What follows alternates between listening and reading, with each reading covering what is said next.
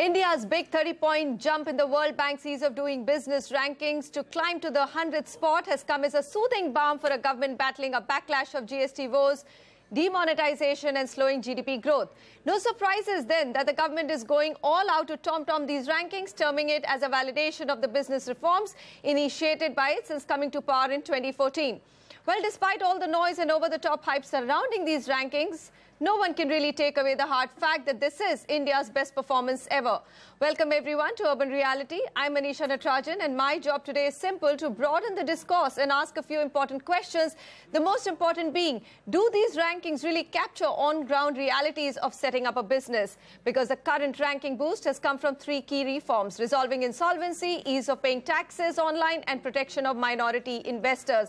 There's a lot that India still lags behind in. Joining me today on the show, Congress spokesperson Sanjay Jha, Shaina NC, BJP spokesperson, Anshuman Magazine, Chairman India and Southeast Asia of CBRE, Madan Sabnavis, Chief Economist of Care Rating.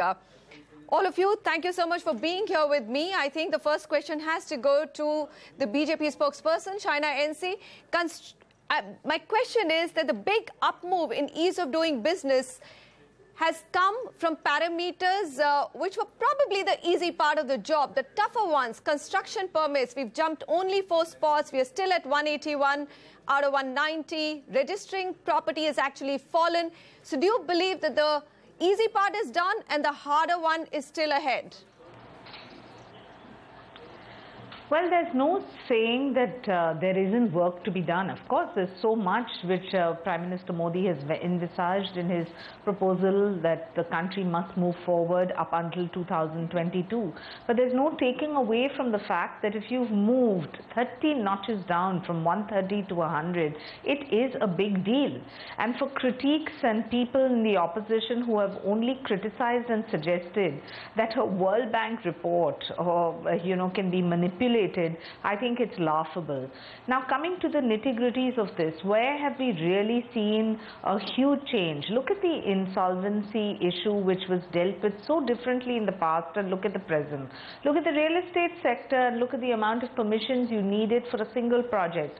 Ease of doing business means that the consumer also benefits because the facilitator, who is the businessman, is in a position to expedite processes.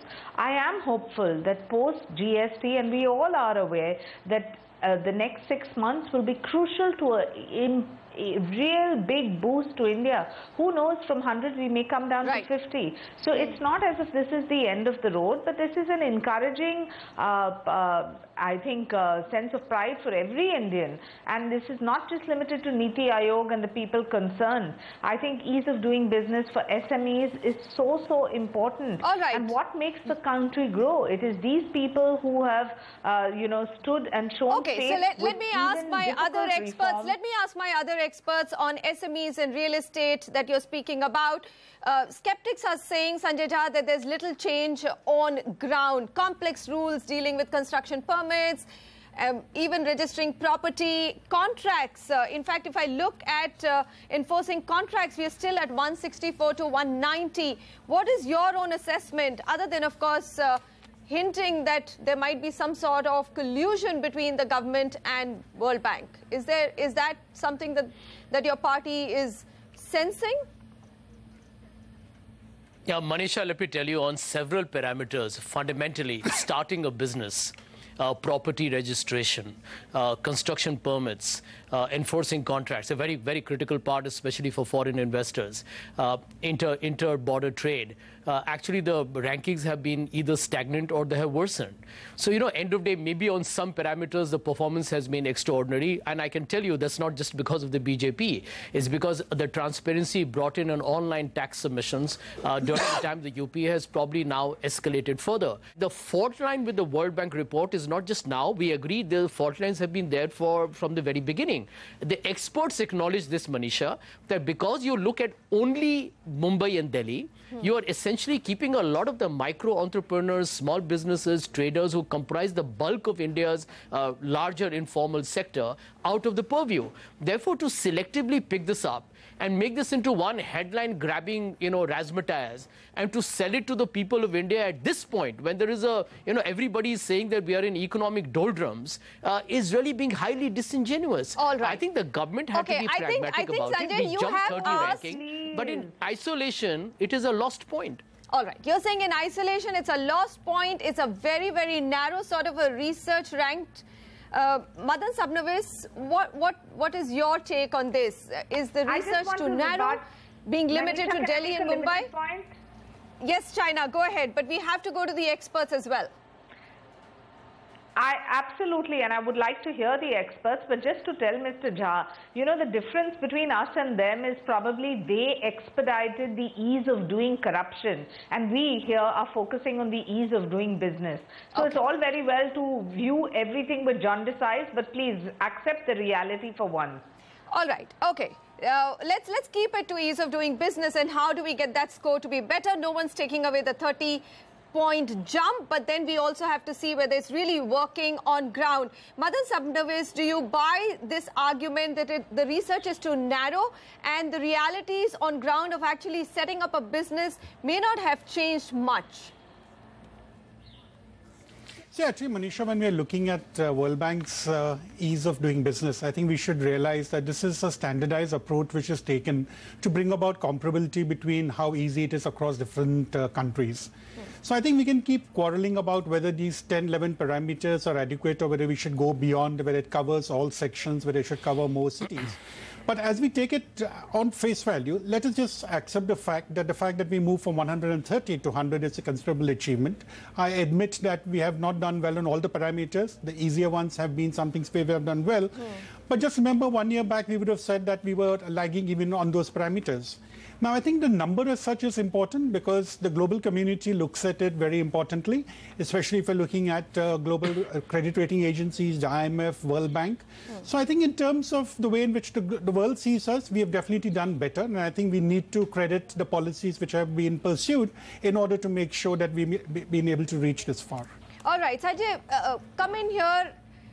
On that argument that Madan has just made, that look, the rankings are the same globally. They were probably the same when UPA was in power as well. So what has changed between then and now? Why is there so much unease over these rankings by the Congress? Well, I'll give you one example. The truth is the World Bank acknowledges when a government of the day brings about certain changes in rules and regulations, either through formal legislation in Parliament or through executive orders. You see, what the World Bank does not measure is what's really the implementation or the execution of that or the ground level. But to they give weren't you an example, measuring that even Manisha, when you were in power. They were not measuring that. So my question is, it's an apple to apple comparison. It has not become an apple to orange comparison. Would you agree? It is. It is. I'll tell you why. That's exactly the point we are making. That look at the reality, the economic realities at the ground level vis-a-vis the celebration of the World Bank ranking. Let me give you just one example of that. You see, the World Bank doesn't look at the governance of that regulation. Take GST. GST is a phenomenal law. The Congress created the architecture and the blueprint. The BJP executed that. It's a disastrous execution. The GST hurting the GDP is honestly a monumental governance failure of the current government. Now, the GST is not included in this time's the World Bank ranking. It will be included next time. The GST will give it a favorable rating because it actually reduces tax returns and it makes it more transparent. But the execution is an absolute unmitigated flop. All right, now, so this is the point we're making. That today you have a crisis emerging in the economy because the government can't run it. Yeah. All right. So reforms take a little while to be picked up. That's what one of the spokespeople of World Bank also said. But I'm actually going to come and get what's really happening on ground. So we spoke about 3 areas, Anshuman, and you've got experience in all these 3 areas when it comes to ease of doing business. So construction permits still at 181 out of 190. 166 out of 119 starting a business and 164 out of 119 enforcing a contract. And when you come to registration, there's actually been a drop, registration of property. Are you sensing no improvement at all in these 4 areas? Definitely not. I think that, I mean, there is improvement. I mean, you can't deny the fact that we are in a better place than before, which does not mean there's still lots to be done if you look at from real estate, because the big challenge is it's a state subject. So I was quite impressed, frankly, 2-3 years back, the government actually got an outside consultants, experts, to do a study and advise how can we improve on the rankings of ease of doing business. They came with the 90+ steps. These steps were sent to the states, and I was witness to all this. So what is happening, in fact, what I'm happy is that at least there's awareness of these rankings. It is creating competition among states. We are far, far away from where we should be. I mean, that's a fact. But the fact is we are in a much better place than before. And a lot of these reforms have to be led by states. And you're sensing it because when I speak to the developers, they say graft. I mean, it's fine to clean up the top, but local bureaucracy still remains extremely slow. So, for example, Mumbai, you've got an online system which says we've reduced 42 steps to 8 steps, but you actually go and speak to people, businessmen, developers, and other businessmen. They all say that, look, on ground, reality is that without graft, you still can't get it cleared. The fact is it's still difficult. The fact is we do need to build capacity at the government level, train the government employees. India is a large and complex country. We are always mostly cynical here, and there's reason to be cynical because there's still lots have to be done. But I would still say we are better off than before. At least there's a whole process of getting reforms done.